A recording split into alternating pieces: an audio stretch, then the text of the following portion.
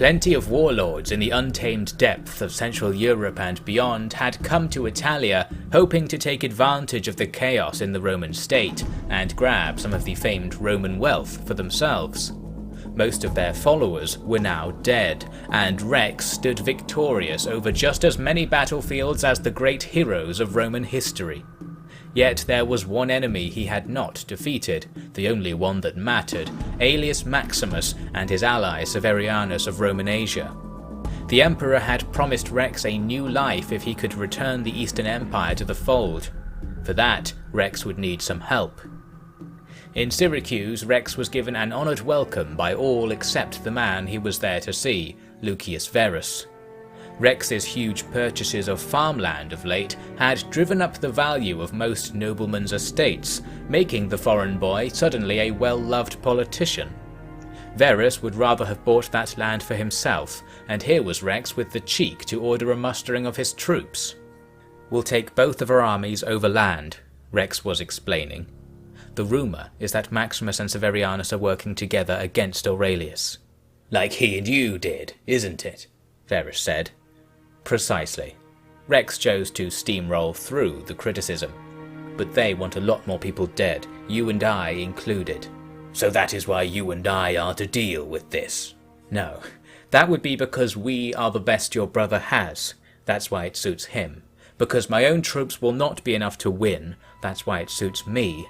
And because once this is done, I will have fulfilled my promise to the Emperor, and I might just leave you alone for good. That is why it will surely suit you." Suddenly Rex was speaking Verus's language. "You'll drop your obsession with my daughter?" he asked. But that was not exactly what Rex had said. "I'll ask nothing more of you on that topic," Rex tactfully said.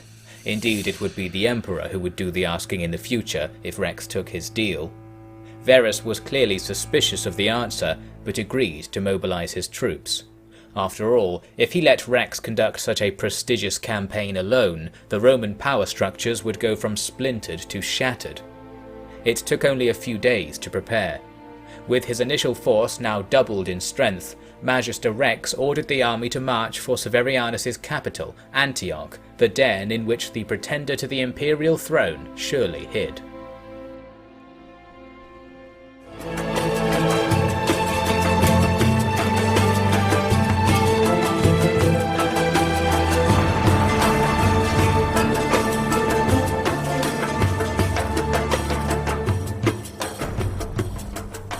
Hello there and welcome back to Rex Romanum. So we marched into the territory of Roman Asia, but on the way we were met with some resistance. This army sends cav against our archers, but before I can help them I need to go and direct my men to actually start the attack. We're uphill from the enemy, so the perfect time to charge down into them, and if we do just stand there, the enemy archers might gradually whittle our shields down. By the time I go back to the archers, the enemy cav had actually killed themselves. The Roman cavalry are just really bad, so they die even against light archers. So now we can commit to trying to take part in the real fight. What I'm trying to do is get my archers around the flank of the enemy, but even as I organise that, you can see we're doing okay in this fight. The enemy are constantly repositioning and reforming, so their square is not in the best of order. It looked kind of like the enemy might be tempted to rout, so I charged in there myself to try and finish them off, but they're really not as close to routing as I think. I lose my horse and have to leg it, and ended up disengaging entirely to pull back and link up with reinforcements coming to join us from across the field. Once our square was reinforced, I went back in for another round of combat. My cav are now behind the enemy, so we can charge in for a nice all-encompassing encirclement. However, as I go in to take part in the fight myself, I don't do it very cleverly, and I basically run right into an enemy sword that was just being held out of the side of their formation and get taken down. So now the fight will go on without me, but because we have the enemy surrounded and we're just generally pounding them, it's okay, and we do eventually get the win. But it was a pretty messy battle. We lost something like 50 men if you include the losses among our allied forces, which is not the best ratio to kill some 200. Normally we do better than that. We did have this guy, Pescennius, with us, as well as Verus, but because of the losses he took in that battle, he's actually going to run away. Handily, we took a Roman officer prisoner, so that will lessen the pressure as we go forwards. There goes Pescennius, he's going home after taking those losses. Verus is still willing to keep going, so we can ask him to follow me and we'll just plough on east towards Antioch, my target. And in fact, we get there without further resistance. There were enemy armies that we saw, but they just ran away. So we've made it to the centre of the enemy's power, and there are quite a few troops around here. There are some 500 or 600 in front of us right now, but I'm looking for Severianus himself. He's on the other side of town with another 600 men. Looks like Roman Age are actually pretty powerful in comparison to us. But I'm still looking for that decisive battle. Severianus moved away for a bit and then came back after linking up with a couple of the other armies. So now they've got something like 1,000 men in reinforcement range of each other. Compared to my 750 or so, they have the advantage, but then again, we have us on our side. We can do tactics and perhaps have the initiative. So I thought, let's go for it. Let's try and take on the whole force in one decisive clash. But it's not that easy because Verus doesn't want to. He's running away from the superior local force, and I'm really forced to go with him, otherwise I'll get stuck on my own. We end up on the other side of town where a smaller army of 100 or so men comes at us. This is a Germanic style army, clearly someone who's defected to join Roman Asia. In this battle, the AI did a pretty good move, sending cav right around behind my infantry block and charging into it, so my men turned around to face them, and then at the same time they're being attacked by the enemy's infantry from their original front. My reaction to this was to go and die. I charged right into the midst of the enemy and just kind of stopped. My horse stopped moving and we got taken down. And I realised after this it's because my horse is actually injured from previous battles, which hugely reduces its speed. So we'll have to swap him out for a different horse. In the meantime, the fight will continue. We could retreat and try it again, but I decided to let the fight play out because we have 700 and something men against their 100, and my men are better. They've got a lot of light infantry that we don't really need to worry about, and making things even easier was the fact that most of their troops routed very shortly, so the battle turned into our cav just chasing them across the field. And we got the chance to see just how useless cav actually are when it comes to attacking enemies. They mostly miss, even when it's like 10 on 1, it takes them ages to take down an enemy. But there we go, we lost something like 12 men to take down the enemy force, so that was okay in the end, despite my own abysmal performance. However, in the looting phase after the fight, Severianus appears again.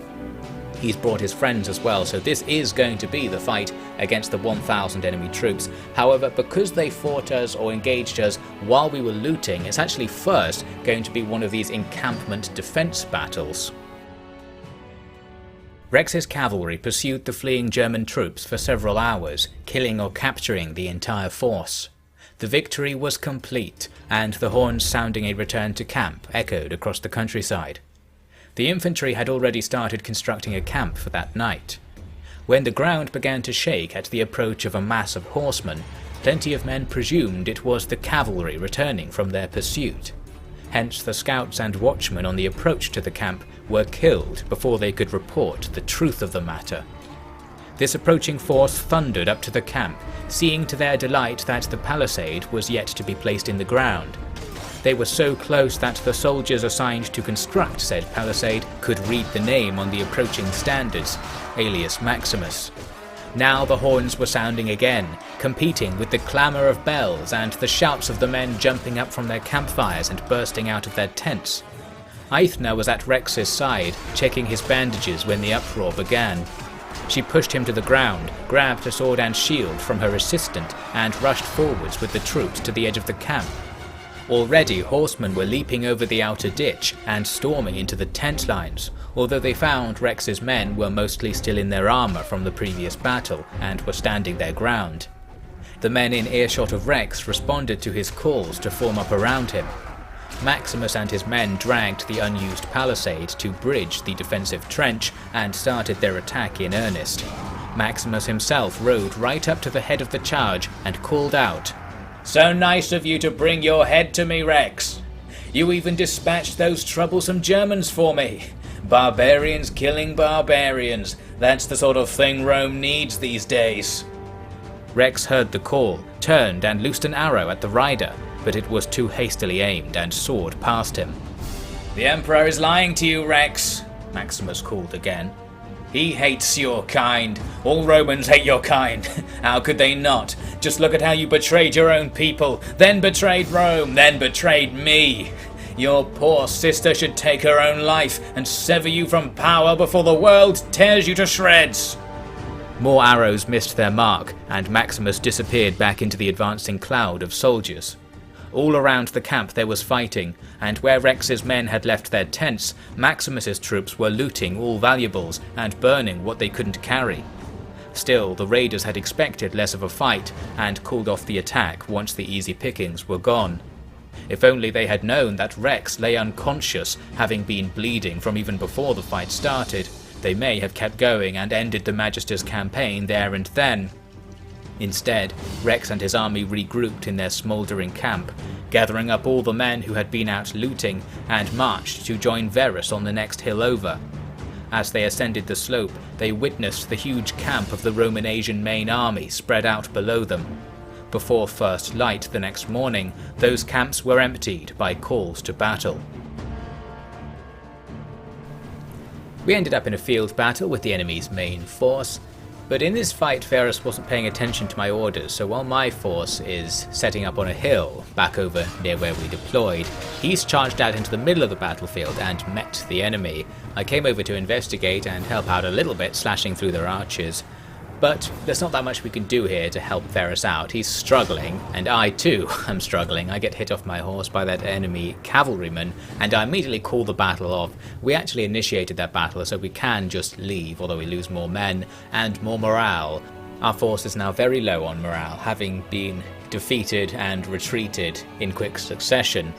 So fighting is a bit of a problem. Our men might just run away if we engage the enemy in battle. Handily enough, we can avoid battle because Severianus is constantly trying to go meet up with someone else, so he's not pursuing us very hard. Thus, Verus and I can escape around the north end of Antiochia and wait for the battle to take place later when perhaps we have more morale. The problem is our morale is so low that our men are going to start deserting. I needed to win a battle, which is why there I was chasing after a small force, but I just couldn't catch up to it. We don't have any easy battles we can win to restore our morale, so as I'm chasing guys around trying to get one and failing over and over again, men are leaving the party left, right and centre a couple of times a day. You'll just lose a few troops due to low morale, and morale only gets worse over time because we have a big morale buff since we've been in the field for so long. The only way to remove that is to rest, and unfortunately resting in a campsite you build yourself doesn't count towards your morale. You have to rest in a castle or in a city, so that means I have to run to the nearest city where I'm allowed to rest, which is this place over here in Parthia's territory, losing a whole load more men on the way, and then finally we can rest in the inn. However, the buff you get, the morale buff, only applies at the start of the next day, so even while we're resting in the inn, people are still deserting as our force is getting smaller and smaller. By the time we're finally able to move around without people deserting all the time, we've been quite substantially weakened, especially if you include the casualties we took in those 2 attempted battles. So because of that, I'm going to go around and grab some Parthian troops and start training them up so our force is a bit stronger. Once I've done that, I start heading back towards Antioch, and finally I do find what I'm looking for, a nice small enemy force that we can easily beat. So we rush in to defeat these 40 or so guys. Didn't actually go all that well because I wasn't really doing any tactics whatsoever, and the enemy did kill some of our frontline infantry in the fight, but the battle overall still had the desired effect. Our men are now back into evenish spirits and are willing to fight properly. And Severianus is still hanging around, on his own this time, so we can face just his 550 or so men. Getting the battle going is still a bit difficult because Varus is trying to escape from Severianus, so we need to trigger the battle in such a way that Varus is close enough to take part in it. And the range on that is actually quite low. I think it's lower than in other mods at the very least. Handily enough though, we do get the fight we're looking for, so we actually have about 100 more men than the enemy as the battle starts, but it's certainly going to be a long one, many waves of reinforcements due for both sides. We were able to advance using hills to not get hit by most of the enemy's arrow fire, which was nice. their cav started going for my cav out on the flank, where my archers are also setting up. We're ready to outflank the enemy's infantry block with our archers there. So a fight breaks out, and I'm going to try and direct my infantry to engage the enemy infantry at the same time. End up messing that up pretty badly, and I order them to instead come off the hill and come down to where I am now, so that doesn't work very well. And the enemy's infantry are also coming over here because they're pursuing me. My cav have managed to fend off the enemy cav, so that's a good start at least. I'm going to try and get them to go around the enemy's infantry to take out their archers, and they just about manage it, most of them do at least. And then my infantry finally come over to engage the enemy, and we end up with the situation that I was looking for. We're fighting the enemy right next to my own archer line, with our archers shooting into the enemy's flank on their slightly less shielded side as well, so that's ideal. Our cav have cleared out most of the enemy archers and are now killing themselves trying to attack the infantry block with only a few men, so tried to get them out but as usual didn't work very well. And then a wave of enemy reinforcements spawned, and they're spawning right next to where we're fighting, so that gives the enemy quite the advantage. Seeing that, I'm going to order a retreat. And this is especially good because now that we've aggroed the enemy AI, they won't bother defending their position. So if we retreat all the way back to our spawn point, they will run across the field and we can change the battle location to be at our spawn point. So if we ever get some reinforcements, then the advantage will be ours. The enemy's heavy infantry don't pursue very fast because they're trying to keep their shields up, so we can easily get away from them. But their archers are charging in melee and harassing us as we go. We end up going all the way back to near our spawn point, and here we are once again re-engaging the enemy.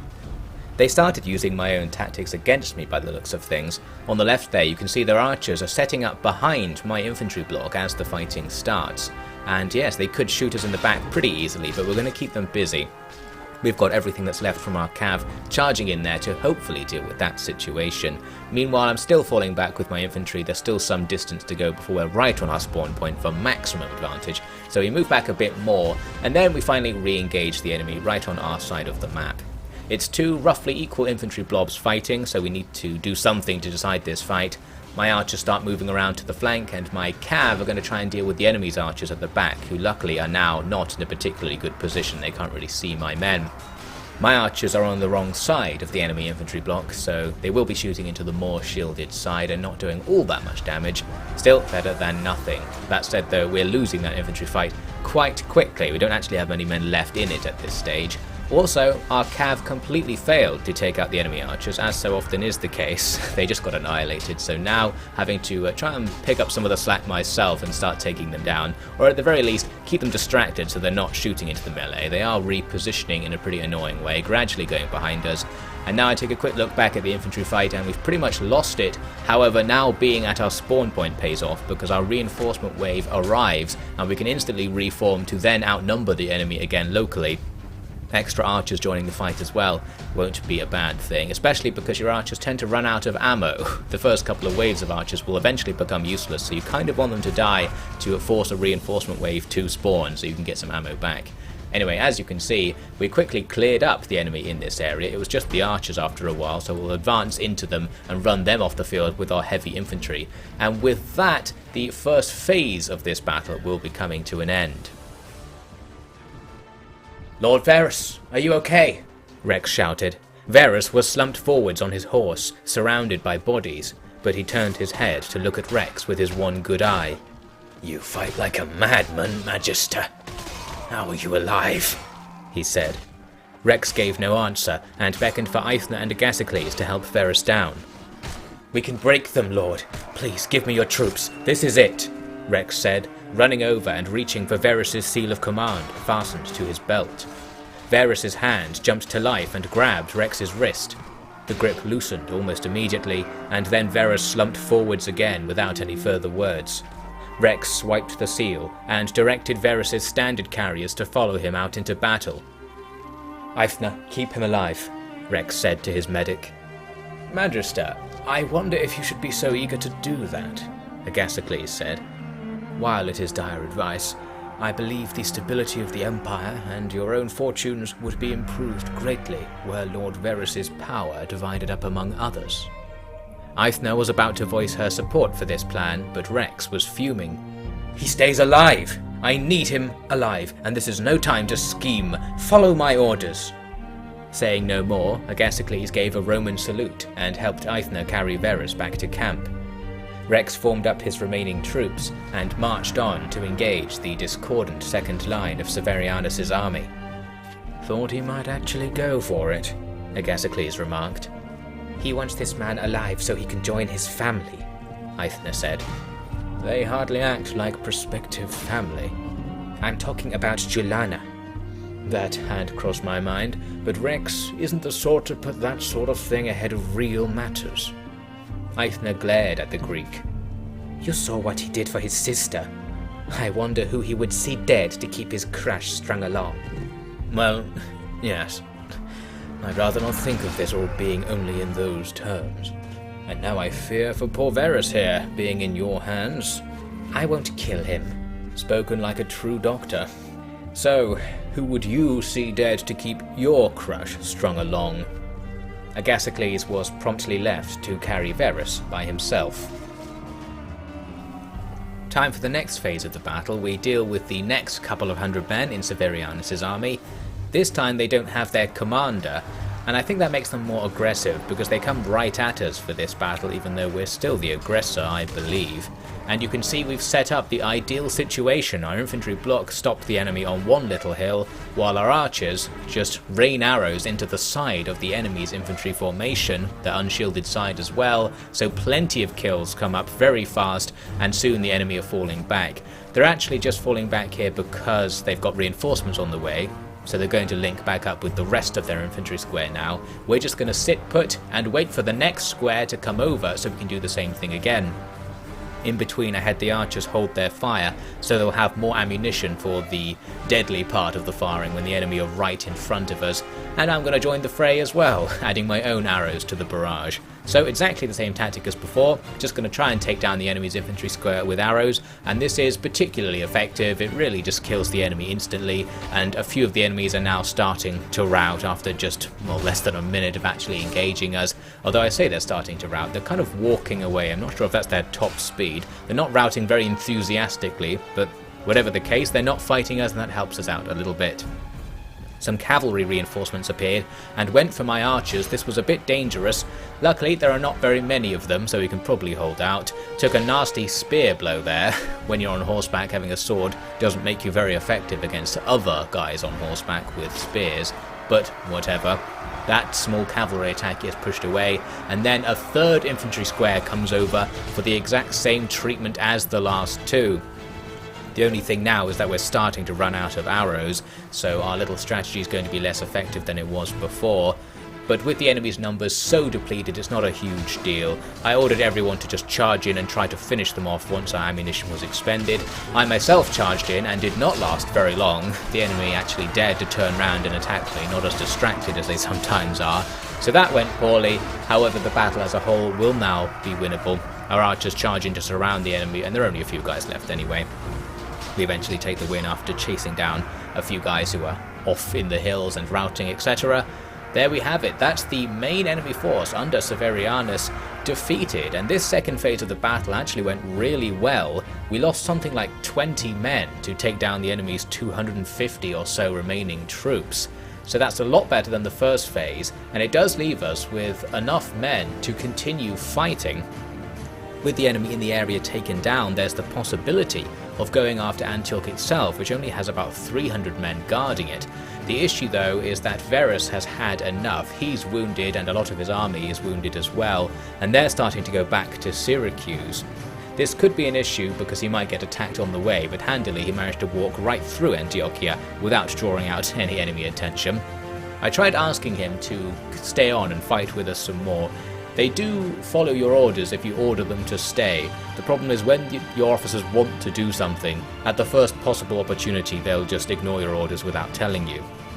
So while I do bring him back and start a siege at Antiochia, a siege we can potentially win, the fact that we have to sit here for about 5 days or so to get all of our equipment together before we can make an attack means that not only are we going to lose a load of men due to siege attrition, especially because it's winter, you get this extra siege attrition thing which whittles us down quite quickly, but it means that when some small enemy party comes over, Verus goes to kill them, and because he's done that, it kind of resets his AI and he goes back to wanting to leave. He leaves me alone and we're attacked by a superior enemy force. This wasn't the end of the world, however, because of a strange effect of the enemy agreeing to duel with me.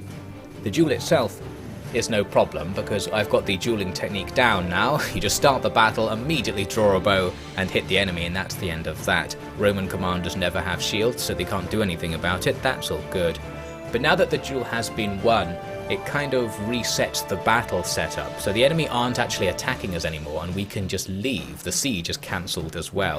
Verus is nowhere to be seen because he's gone off home by some other route, so we're going to have to give up as well, especially because Antioch's now been reinforced. There's no way we're getting in there. So while our campaign to Antioch has been somewhat successful, we took down a lot of enemies and lost many fewer troops ourselves, we are going to have a second round. We'll go back, make our army bigger, get Verus and company back in order, and go for a second attempt to finish off the enemy in the next part.